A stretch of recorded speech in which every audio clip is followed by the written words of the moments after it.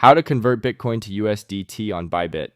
Hey guys, in today's video, I'm going to show you how to convert BTC to USDT on Bybit.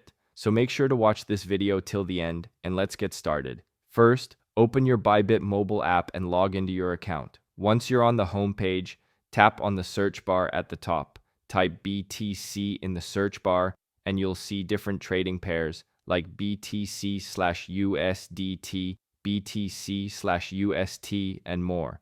Since we want to convert BTC to USDT, tap on the BTC/USDT pair.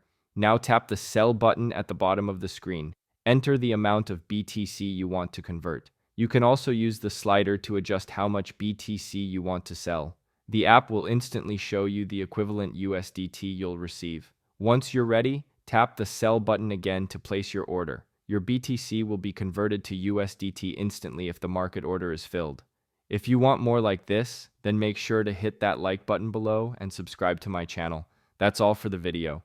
Thanks for watching and see you in the next one.